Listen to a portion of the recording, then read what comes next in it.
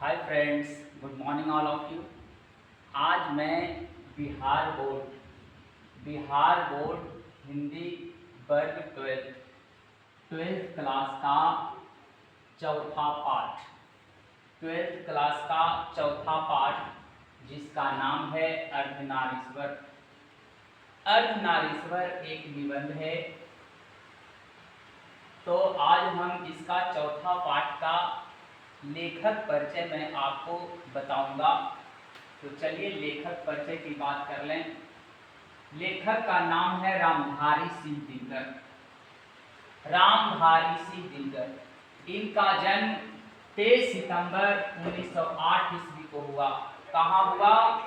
तो बिहार के मुंगेर जिला के सिमरिया में। कहाँ हुआ? बिहार के मुंगेर जिला के सिमरिया में हुआ। पहले यहाँ पर बेगूसराय था, लेकिन अब वर्तमान में बेगूसराय कई भागों में बट गया है। अब वर्तमान में उसको मुंगेर बोलेंगे। निधन इनका 24 अप्रैल 1974 ईस्वी को हुआ। 1974 ईस्वी को हुआ। माता का नाम मनरूप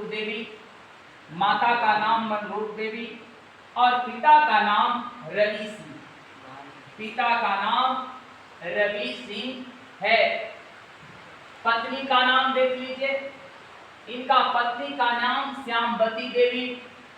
अब शिक्षा आ जाइए, एजुकेशन कि हमारे रामधारी सिंह दिनकर का शिक्षा, इनका भी प्रारंभिक शिक्षा गांव और उसके आसपास नहीं हुआ। गांव और उसके आसपास हुआ। 1928 ईस्वी में मोकामा घाट रेलवे हाई स्कूल से मैट्रिक पास किए और 1932 में पटना कॉलेज से बीए किए। ऑनर्स पेपर उनका इतिहास रहा। इतिहास विषय से पटना कॉलेज से बीए किए। कब?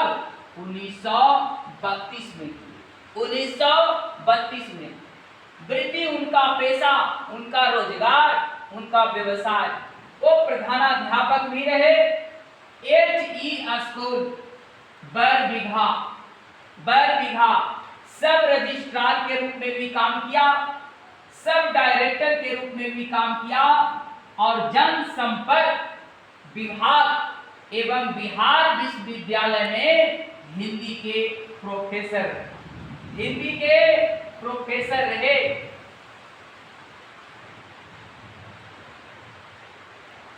भागलपुर विश्वविद्यालय में उप कुलपति के रूप में भी काम किया और हिंदी सलाहकार के रूप में भी ये काम किया।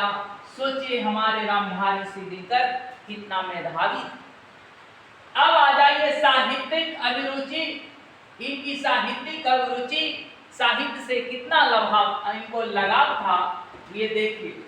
1925 में 1925 में छात्र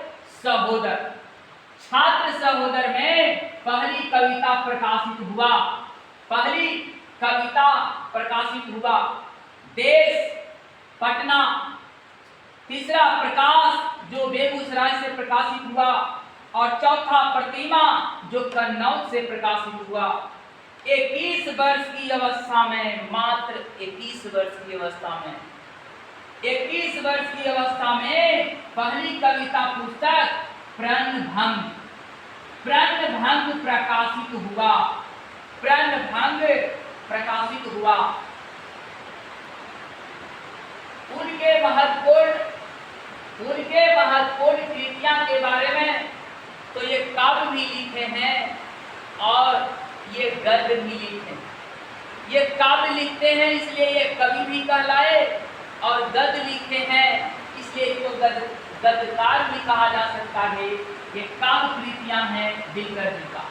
तब प्रणभंग है, रेणुका है, ओंकार है, रसवंती है, परशुराम की प्रतीक्षा है, हारे को हरिनामा, कुरुक्षेत्र, रश्मि रथी, नील कुसुम, उर्वशी और कोमलता और कवित, ये सारे के सारे हमारे कवि दिनकर जी का ये काव्य कृतियां है, ये सारे के सारे काव्य कृतियां, सारा का सारा ये काव्य कृतियां है। उनके प्रमुख अब गद्य कृतियां देखिए, वो काव्य कृतियां थी, ये गद्य कृतियां हैं। मिट्टी की ओर, अर्धनारीश्वर, संस्कृति के 4 अध्याय, काव्य की भूमिका, बट पीपल, शुद्ध कविता की खोज, दिनकर की डायरी, ये सारे के सारे हमारे दिनकर जी की ये गद्य कृतियां हैं। उसका बाद ये लाइन ये याद रखिएगा, दिनकर छायावादोत्तर युग के प्रमुख कवि भी थे। ध्यान रखिए, छायावादोत्तर का मतलब क्या हुआ? छायावादोत्तर युग का मतलब होता है कि 1936 से 1947, याद रखिए 1936 से 1947 के बीच के काल को छायावादोत्तर युग कहा जाता है। इसी काल के हमारे कवि थे या गद्यकार थे हमारे दिनकर जी, हमारे दिनकर जी। अब देखिए,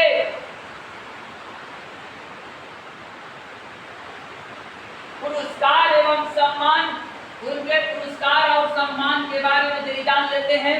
मेधावी थे तो पुरस्कार और सम्मान से सम्मानित करना बहुत जरूरी था, तो साहित्य अकादमी मिला। साहित्य अकादमी भारत के साहित्य के क्षेत्र में दिया जाता है और ये 24 भाषाओं में, 24 भाषाओं में दिया जाता है। तो 24 भाषाओं में ये साहित्य अकादमी दिया जाता है और ये मिला था संस्कृति के 4 अध्याय।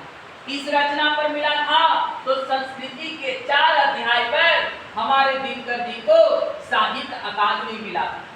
भारतीय ज्ञानपीठ पुरस्कार ये भी भारत के साहित्य के क्षेत्र में दिए जाने वाला पुरस्कार है और ये दूरदर्शी पर दिया गया था कि ये 22 भाषाओं में दी जाती है।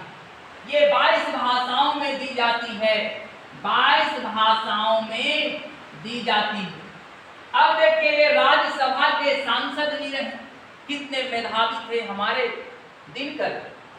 पद्म भूषण एवं कई अलंकरणों से सम्मानित, पद्म भूषण एवं कई अलंकरणों से सम्मानित, जैसे भारत के भारतीय नागरिकों सम्मान दिए जाने वाले बहुत से सम्मान हैं, जिसमें से एक पद्म भूषण भी है। करा राष्ट्र कवि के रूप में समाडोर ये रहे। धन्यवाद, थैंक यू।